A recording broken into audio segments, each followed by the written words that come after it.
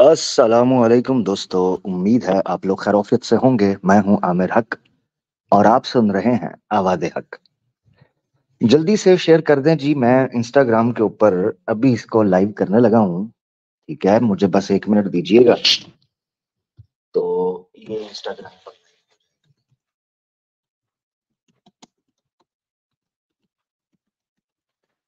1 minute जरा मुझे दे दें, क्योंकि इसको लाइव करने वाला जो मामला है ना, वो थोड़ा अजीबो गरीब है। तो ये लाइव होने लगा जी। हाँ जी, यहाँ से लाइव। हाँ, 1 मिनट में बस लाइव आ रहे हैं हम इंस्टाग्राम के ऊपर भी। तो ये जी, लें जी, इंस्टाग्राम के ऊपर भी लाइव हो गया। जल्दी से शेयर कर दें। इस वक्त फेसबुक, यूट्यूब और इंस्टाग्राम के ऊपर जनाब हम लाइव चल रहे हैं। आज का प्रोग्राम जो है वो डिफरेंट होने वाला है हमारे नॉर्मल रूटीन से। क्योंकि आपको पता है नॉर्मली हम एक खास टॉपिक है उसको टो कर रहे होते हैं, उसी की सीरीज जारी है। मगर आज हमने सोचा कि इस मौजू के ऊपर भी बात करें। तो उसकी वजह ये थी कि जो इस वक्त बड़ी धूम धड़क्का चल रहा है क्रिश्चियनिटी के हवाले से, क्रिसमस है और उसके पीछे पूरा एक थीम है, पूरा बैकग्राउंड है। तो उसको लेके आज हम डिस्कस करेंगे बड़े जल्दी से। इससे पहले कि मैं बकायदा मौजू का आगाज करूं, तो तमाम दोस्त जो हैं फेसबुक के ऊपर, यूट्यूब के ऊपर, इस वक्त फेसबुक पर जो लोग देख रहे हैं उसको साथ शेयर करें। मुझे नजर आ रहा है कि कुछ दोस्त हैं जो देख रहे हैं फेसबुक के ऊपर। यूट्यूब पर जो लोग हैं वो तो कर ही रहे हैं मामला।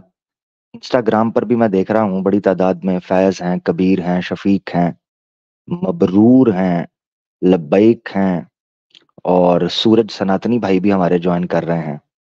अच्छा जी, वहीद, यासीन और सकलैन, फजल रेहान और भी बड़े लोग हैं। मैं देख रहा हूँ बड़ी तादाद में लोग, फरहान, अब्दुल्ला आलम, हतीम, यूसुफ, खान साहब और भी बड़े लोग माशाल्लाह ज्वाइन करते जा रहे हैं। निजाम और उमर मुनीब और बिनते नासिर और बड़े ज्यादा तादाद में लोग ज्वाइन कर रहे हैं।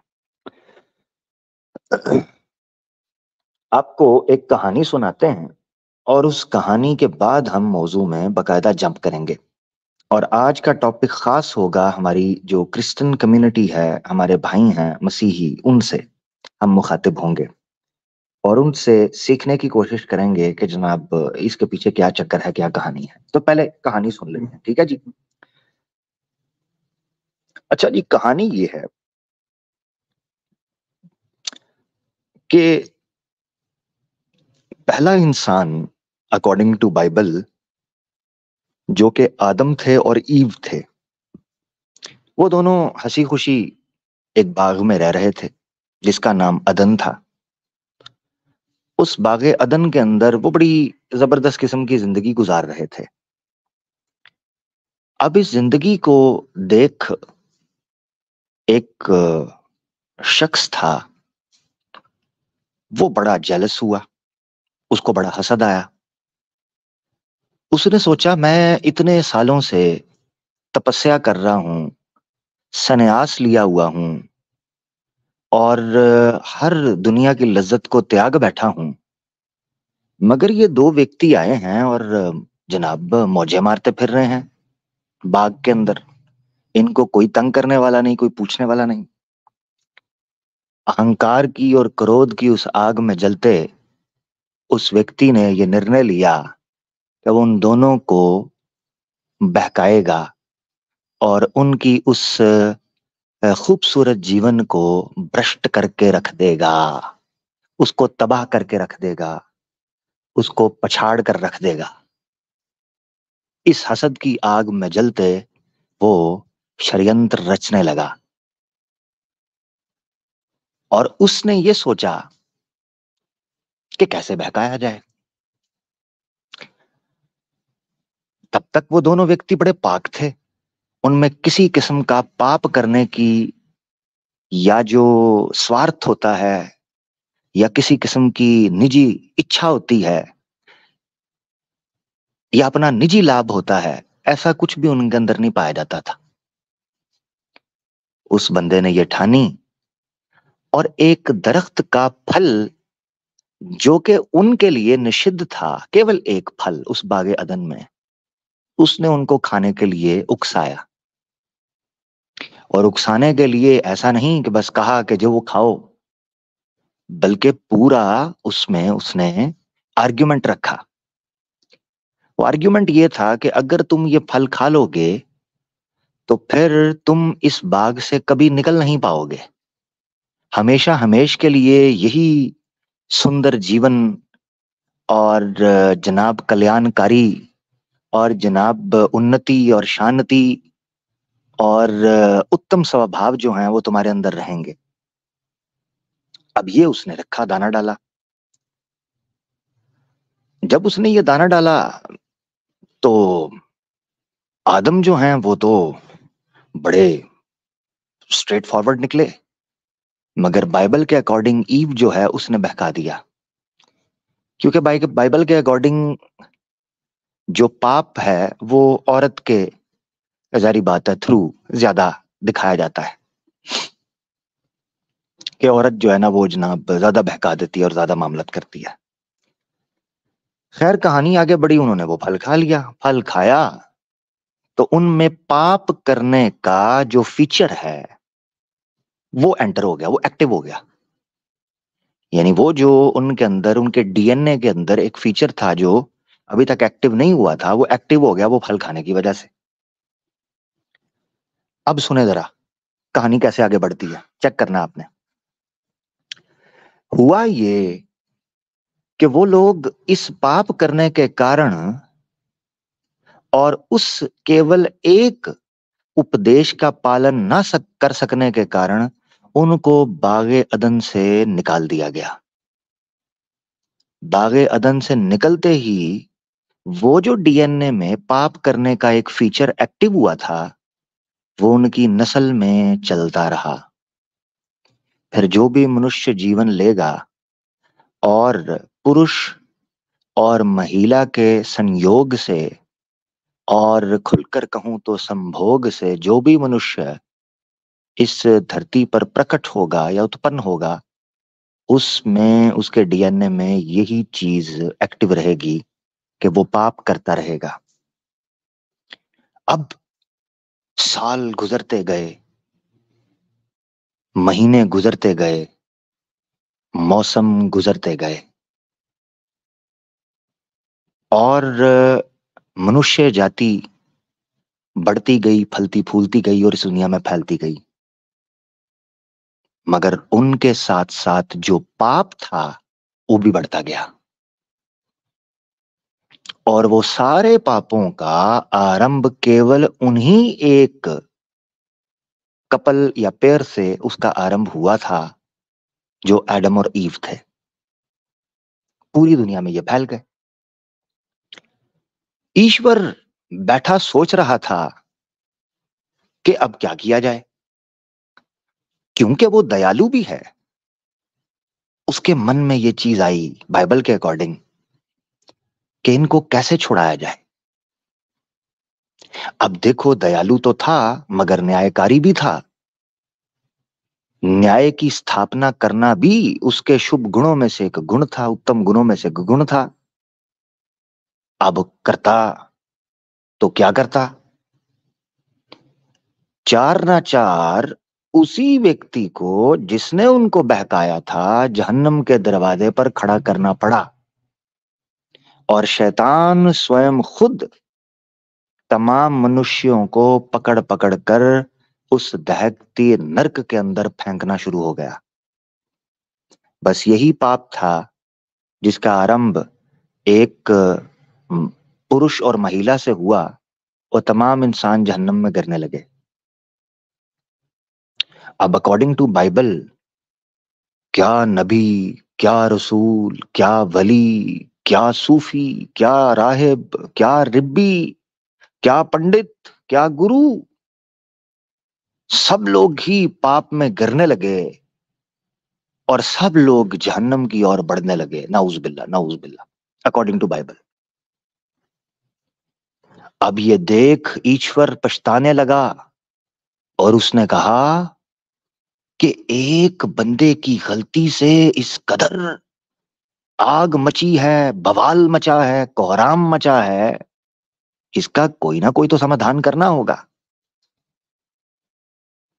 अब उसका समाधान यह था कि दयालु होने के साथ साथ वो चूंकि न्यायकारी है, तो लिहाजा अपनी दया की शक्ति का उपयोग करते हुए सबको और सबके पापों को क्षमा कर देना, ये न्यायकारी गुण से विरुद्ध था।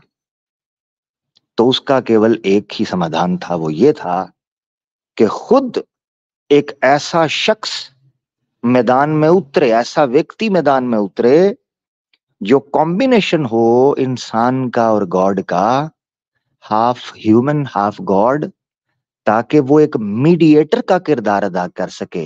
यानी वहां से आधा गॉड हो, यहां से आधा ह्यूमन हो, और फिर वो इनके दरमियान इस सुलह का पैगाम पहुंचा सके और उन दूरियों को खत्म कर सके। अब यहां शैतान इंतजार कर रहा था कि जैसे जैसे मनुष्य आते जाएं मैं उनको नर्क में झोंकता जाऊं, मगर वहां बाइबल के अकॉर्डिंग ईश्वर अपना प्लान कर रहा था। वो प्लान ये था कि ये हाफ ह्यूमन हाफ गॉड दुनिया में जाएगा और शैतान को शिकस्त देगा और खुद विजय ठहर कर वापस ईश्वर के दाहिने हाथ पर बैठकर उस वाणी को पूरा करेगा और उस नियम को पूरा करेगा जो ईश्वर मनुष्य को के पापों को क्षमा करने के लिए कर सकता था। अब यही हुआ जब वो मनुष्य इस दुनिया में आया, जिसको लोगों ने यसु मसीह के नाम से, जीसस क्राइस्ट के नाम से याद किया या जशोवा के नाम से याद किया। जब वो शख्स इस दुनिया में आया, उसने जिंदगी गुजारी और शैतान को शिकस्त देने के लिए एक धोखा और चकमा दिया। वो ये था कि शैतान को खबर न थी कि मैं जिससे भिड़ने जा रहा हूं वो तो खुदा का बेटा है, वो तो खुद खुदा है, वो तो ईश्वर ही स्वयं खुद मनुष्य शरीर धार प्रकट हो गए हैं धरती पर। शैतान को ये कानो कान खबर न थी। वो भिड़ गया और उस कुश्ती में, उस लड़ाई में और उस युद्ध में बिलाखिर ईश्वर की ही फतह और विजय और जय होनी थी, वो हुई। शैतान उनको बहकाकर सलीब पर चढ़ा बैठा। वो ये समझ रहा था कि वो जीत रहा है, मगर वो ऊपर वाला कुछ और प्लान कर कर बैठा था। उसका प्लान ये था कि ये इसको सूली चढ़ाएं, दुख पहुंचाएं, कष्ट दें, उस पर थूकें, उसका रक्त बहाएं और इस धरती को पाक करें उन तमाम पापों से जो गुजरे हुओं और आने वाले मनुष्य किसी प्रकार का भी को पाप कर सकते हैं। बस यही हुआ। जब वो सूली पर चढ़ा, उतरा, दफनाया गया, फिर जी उठा और नर्क से तमाम मनुष्यों को बचा लाया और शैतान के उस जाल को, चक्रव्यूह को तोड़ दिया। जी जनाब, ये थी वो स्टोरी। आई होप आपको ये मेरा प्रीचिंग का प्रवचन और भाषण कुछ थोड़ा भाया होगा और आप सब मन ही मन में कह उठे होंगे, हालेलुया पूया। आप कह उठे होंगे। तो चलो जी वापस आ जाओ। अब ये है वो सारा नक्शा। ईश्वर रिग्रेट कर रहा था, परेशान था कि कैसे उस समस्या का हल करना है। अब ये है वो सारी आज की स्ट्रीम का सेंटर उस स्टोरी का, जिसमें हमने समझने की कोशिश करनी है कि वो निजात जिसको सलीब के साथ लिंक किया जाता है, क्रूसिफिकेशन के साथ, क्या वो अकॉर्डिंग टू बाइबल और बिब्लिकल स्कॉलर्स और रिसर्चर्स वही सल्वेशन है, या उसके उस वो नहीं बल्कि अमल? ये जानना बड़ा जरूरी है, ये बड़ा जरूरी है। इसलिए आज का टॉपिक है सलीब या अमल। अब एक मिनट के लिए सोचें, इस अकीदे को घड़ा कैसे गया? बेसिकली इसको समझने के लिए आपको दो टर्म्स को समझना होगा। नंबर वन, ओरिजिनल सिन। नंबर दो, अटोनमेंट। ये टर्म्स बाइबल के अंदर दूसरे शब्दों में इस्तेमाल की गई हैं, मगर ओवरऑल इसके कॉन्सेप्ट को आप अगर समझ लें तो आपको बेस समझ आएगी। देखें, इंसान पाप करता है, वेरी गुड, क्रिस्टल क्लियर, बात सच है। मगर पाप करता क्यों है, ये चक्कर था। अब हुआ ये कि यीशु मसीह जो आए और आकर सलीब दिए गए अकॉर्डिंग टू बाइबल, उन लोगों के लिए ये यकीन करना मुश्किल हो गया कि अभी तो बात बनी ही नहीं थी कि कहानी खत्म हो गई। यकीनन इसका कोई पार्ट टू होगा, क्योंकि यीशु मसीह आए, काम अधूरा, कुछ जच नहीं रहा, और वो वापस चले गए, सूली दे दिए गए। कुछ ना कुछ तो कहानी होगी। बस इसी कहानी का आगाज रखने के लिए ये अकीदा सेंट पॉल ने रखा। अब इसको रखने का तरीका आपने समझना है। इंसान गुनाह करता है, मगर गुनाह क्यों करता है, इसके लिए एक टर्म कॉइन की गई जिसको कहते हैं ओरिजिनल सिन। ओरिजिनल सिन का मतलब यह है कि ह्यूमन नेचर का हिस्सा, ह्यूमन फीचर का हिस्सा यह है कि वो पाप करता है। मगर ये फीचर और ये हिस्सा उसकी नेचर के अंदर आया कैसे, क्या यह उसका बाय ओरिजिनल है? तो उन्होंने कहा ये ओरिजिनल फीचर है, ओरिजिनल ट्रेट है। कहां से? एडम और ईव से। तो जितने लोग पैदा होते हैं वो सारे गुनाहगार पैदा होते हैं, और जितने होंगे, यानी पैदाइशी तौर पर बच्चा भी मुजरिम पैदा होता है। यानी हर पैदा होने वाला बच्चा सिनर है, सिन किया हुआ है, गुनाह किया हुआ है, पापी है। तो हर पैदा होने वाले बच्चे को पापी कहना, all the way back to Adam and Eve, is called the concept of original sin. अब जितनी बड़ी संख्या के अंदर पाप था, या जितनी शद्दोमत के साथ सिन फैला हुआ था, उसका कफारा भी उतना ही स्ट्रांग होना चाहिए था, उतना ही स्ट्रांग।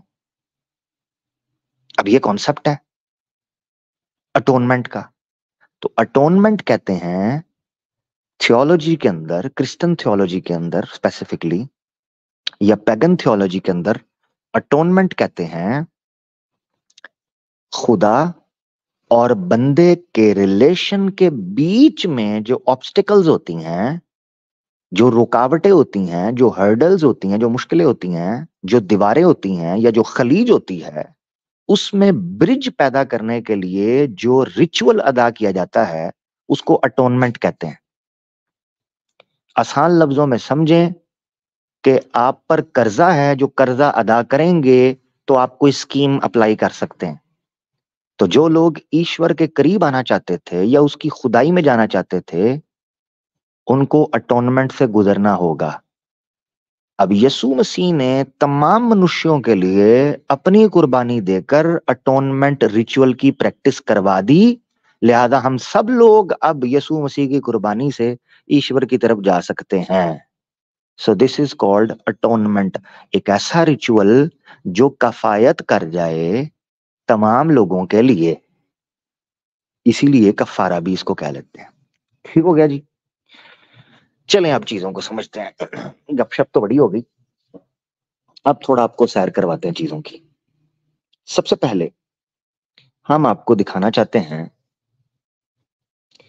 जनाब, अच्छा जी, किधर गया जी? हाँ, ये यहां से शुरू करते हैं। पहले आपको मैं थोड़ा सा विजिट करवाता हूँ बाइबल का, फिर मैं आपको डिटेल में लेके चलूंगा। ठीक है जी। ये आपको नजर आ रही है बाइबल, किंग जेम्स वर्जन है, रोमन्स। ठीक है जी। रोमन्स है 5, चैप्टर 5 रोमन्स का। और ये याद रखना चाहिए, ये सेंट पॉल की बात है। ठीक है, सेंट पॉल की। यहां से शुरू करेंगे हम 9 से। वो क्या कहते हैं, जूम कर रहा हूं मैं और। ठीक है जी। बट गॉड, अब ये प्रीचिंग शुरू होने लगी है, जरा प्रीचिंग सुननी है आपने, ठीक है, गौर से। But God commandeth his love toward us, in that while we were yet sinners, Christ died for us. Much more than, being now justified by his blood, we shall be saved from wrath through him. हम गुस्से से उसी के माध्यम से बच सकते हैं। For if, when we were enemies, we were reconciled to God by the death of his Son, much more, being reconciled, we shall be saved by his life. And not only so, but we also joy in God through our Lord Jesus Christ, by whom we have now received the atonement. ठीक हो गया जी। आगे, wherefore, as by one man sin entered into the world, and death by sin, and so death passed upon all men, for that all have sinned. For until the law, sin was in the world, but sin is not imputed when there is no law. Nevertheless, death reigned from Adam to Moses, even over them that had not sinned, after the similitude of Adam's transgression, who is the figure of him and that was to come. But not as the offense, so also is the free gift. For if through the offense of one many be dead, much more the grace of God and the gift by grace, which is by one man Jesus Christ, had abounded unto many. क्या बताया जा रहा है, वो समझ भी आ रही है कोई नहीं? वो कह रहे हैं जैसे एक बंदा हमें जहन्नम में लेके जा रहा था, कौन भला? एडम और ईव। वैसे ही एक बंदा हमें सबको जन्नत में ले जाएगा। ये लोग पूछते थे ना कि एक कुर्बानी सारे लोगों के ऊपर कैसे पूरी आएगी, तो उसने कहा जैसे एक ने गुनाह किया सब भुगत रहे हैं ना, वैसे ही एक कुर्बानी देगा तो सारे ठीक हो जाएंगे। लॉजिक सुन लिया आपने? आगे आपको एक और लॉजिक नजर आएगी। Therefore, as by the offense of one judgment came upon all men to condemnation, even so by the righteousness of one the free gift came upon all men unto justification of life. समझ आया? वही दोहराया अब 19 में भी, और दोहराने लगा। For as by one man's disobedience many were made sinners, so by the obedience of one shall many be made righteous. वो कहता है एक बंदे की जनाब सरकशी ने तमाम लोगों को सिनर बना दिया, ऐसे ही एक बंदे की अतात ने बथेरों को नेक और धार्मिक बना दिया। हालेलुया पूया। ठीक हो गया जी। ये कॉन्सेप्ट, ये लॉजिक आपको जनाब दिखाई देती है रोमन्स के अंदर। अब जरा हम अटोनमेंट को थोड़ा समझते हैं। ये अटोनमेंट जिसका कहा गया है ये क्या है? ठीक है, बड़ी तेजी से मैं आगे लेके चलूंगा। मैंने बहुत आज चीजें दिखानी है आपको, समझानी है। इंसाइक्लोपीडिया ब्रिटानिका है, अटोनमेंट सर्च करेंगे तो उसमें आपको नजर आएगा क्या कहा गया अटोनमेंट के लिए। ये देखना आपने। कहते हैं atonement the process by which people remove obstacles to their reconciliation with God. खुदा के साथ ताल्लुक जोड़े रखने के लिए अटोनमेंट का तरीका इख्तियार किया जाता है। It is recurring theme in the history of religion and theology. Rituals of expiation and satisfaction appear in most religions as the means by which religious people re-establish or strengthen their relation to the holy or divine. Atonement is often attached to sacrifice. Atonement के लिए कुर्बानी होना जरूरी है, both of which often connect ritual cleanness with moral purity and religious acceptability. ठीक हो गया जी। Atonement के बारे में ये याद रखना चाहिए कि उस रिलेशन को जोड़ने के लिए सामने आता है। यही वजह है, चले मैं आपको एक हवाला दिखाई दूं, यार किधर गया, अभी दिखा देता हूं।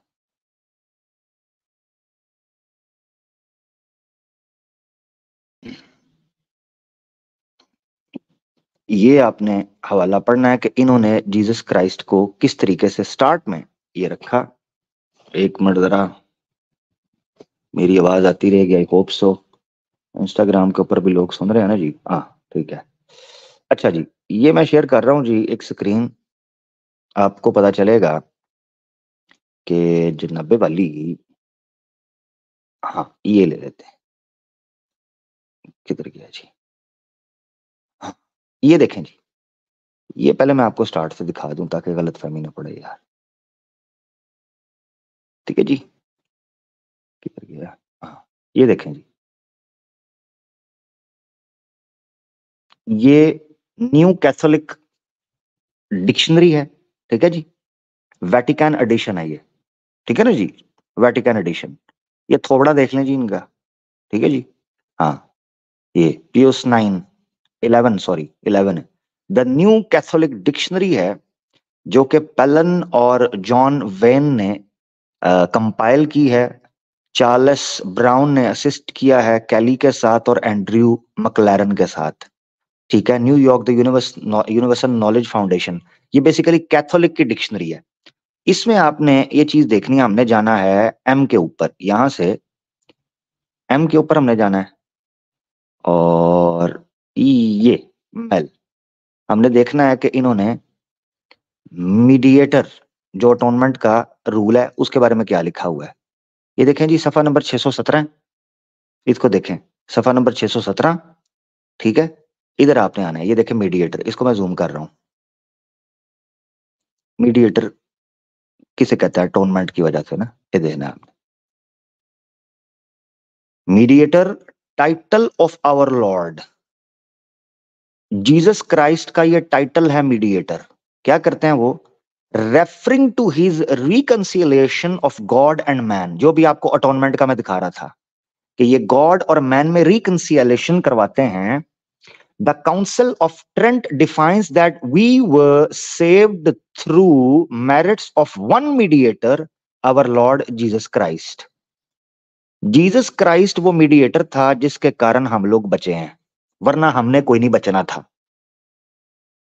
द ऑब्जेक्ट ऑफ द मीडिएटरशिप, ठीक हो गया। हाँ अब ये देखें, Christ is well qualified to be a mediator, one who brings estranged parties to amicable agreement, दो मुख्तलिफ मिजाज लोगों के दरमियान मिलाप करवाता है। बीइंग गॉड एंड मैन, जो खुदा भी था और बंदा भी था, he can best restore friendship between God and the human family, वो इंसानों के खानदानों और अल्लाह के दरमियान, यानी गॉड के दरमियान, खुदा के दरमियान दोस्ती करवा सकता था। And bring peace to man, his brother, अपने भाई में, who through him have become the objects of God, peace to man, God will, ठीक है, Christ would be a mediator to offer God mankind, he is head of the body, ठीक है जी। यहां आपने एक चीज देखी कि जो अटोनमेंट का मसला आपके सामने आ रहा था, वो कैथोलिक डिक्शनरी के अंदर उन्होंने एक्सप्लेन किया है कि हम यीशु मसीह को ही अटोनमेंट के लिए क्यों पेश करते हैं। वो कहते हैं कि ये हाफ ह्यूमन हाफ गॉड उसका बेटा था, लिहाजा दोनों के दरमियान मिलाप करा के उसने यारी दोस्ती करवाई। अब आप सोच रहे होंगे यार, अंबिया का भी, मुसलमानों का अकीदा यही है कि अंबिया अल्लाह और मखलूक के दरमियान ताल्लुक वाबस्ता करवाते हैं वही के जरिए। यीशु मसीह जब तक जिंदा थे, बाइबल के अकॉर्डिंग वो लोगों का ताल्लुक करवा रहे थे, मरकर ताल्लुक ही खास क्यों होना था? मसलन मीडिएटर जिंदा होना चाहिए या मरना चाहिए?